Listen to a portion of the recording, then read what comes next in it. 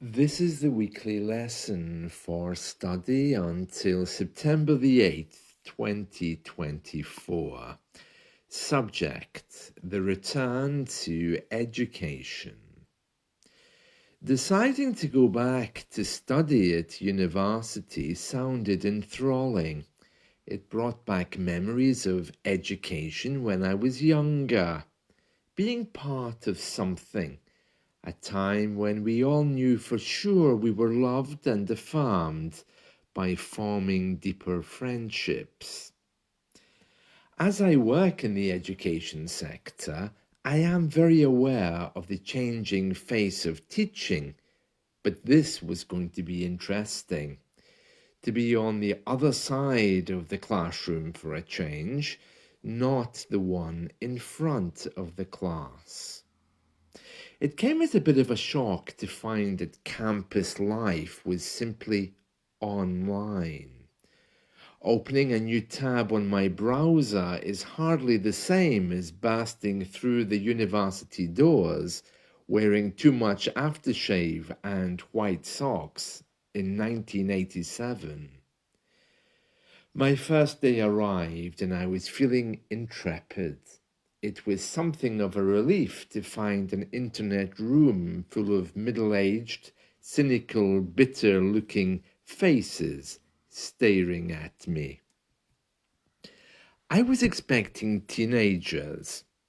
Arriving into an internet video chat is like changing a TV channel. You give it a few seconds to gauge what it's like before you feel altogether settled, and you are immediately hit with feelings, but you don't quite know what they are yet. I am no stranger to internet chats, but this is one of the few times I was in a room full of native speakers. That was a bit of a game changer. The balance of power felt different. These people had years of experience of judging others, and there was no language barrier to protect me from that. I felt like I was being X-rayed and anxiously awaiting the results. For the first time in a long time, I was vulnerable in an online learning environment. The song Forever Young by Alphaville played in my mind. Geez, they were more cynical than I was. This was not about having fun. For them, they were more concerned about funding. Their online background scenery was interesting. Some people lying in bed, others sitting on the sofa, some empty chairs, and a few with cameras turned off. Was this really the new definition of diversity at university? I'd forgotten how much American psychology had crept in over the years. The tutors had been told to tell us one exciting fact about their personal lives. I really didn't care who had driven a tank through a desert or who makes kitsch medieval tapestries when they aren't out walking dogs. My mind drifted. Forever Young played in my head again as I remembered the first day of university, the first time round. I was studying theology and philosophy back then. We should in theory have been very well-behaved kids with such a serious subject, but we weren't. We were crazy, maladjusted kids with a tutor who looked like a relic from the Dark Ages. Riding brightly coloured cars, wearing crazy hats, and listening to Elton John defined us. We were teenagers. I was quickly brought down to earth again with a thump when another student asked me the question, "Tell us something about yourself, Joseph." "I'm an avid traveller," I quipped, looking around the screen to see who was listening. Most of them were busy surfing the web. I doubt the answer even registered with them.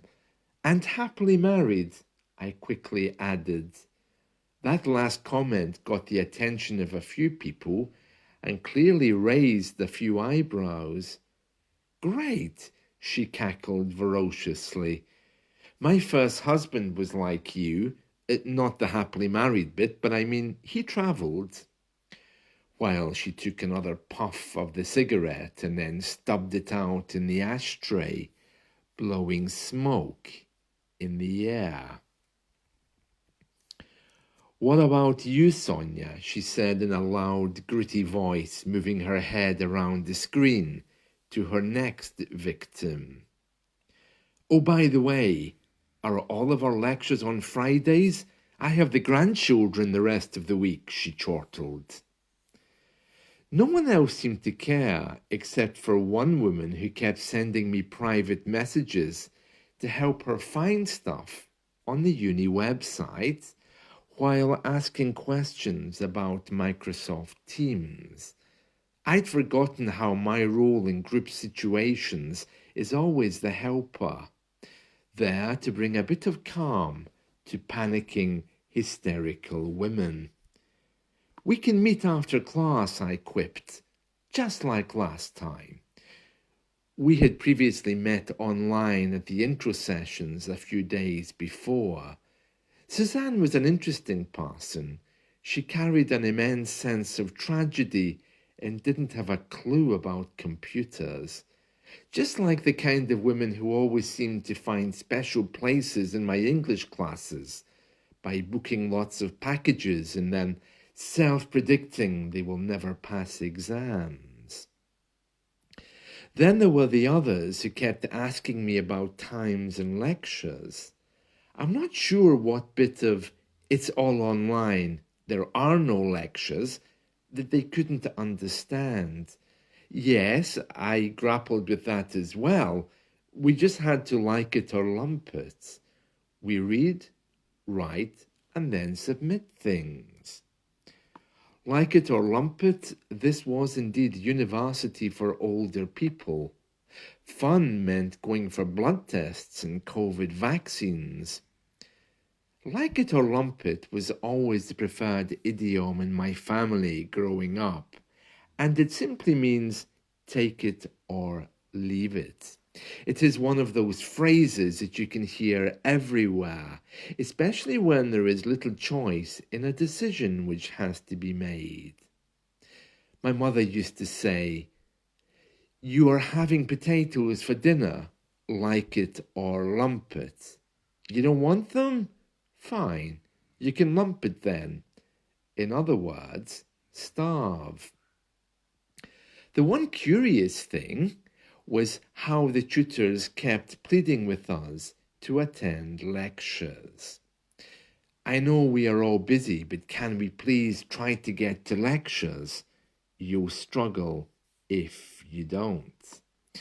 This was repeated many times, and I remembered the countless times I waited for students who weren't going to appear online for English classes. I don't plead anymore. I'm kind of past that stage. My mind drifted again, and I remembered how middle-aged teachers feel like parents sometimes, but not with this crowd. Walking sticks, crutches, and doctor's appointments meant that I wasn't about to find myself cruising through the streets in brightly coloured cars this time. This was post-middle age. Cruising up to the local doctor's surgery is as good as it gets. For some people here, the best years of their lives had quickly become the last years of their lives. I was one of the youngest and, as such, expected to be the IT expert of the room. I was no longer the English teacher around here. I was the baby.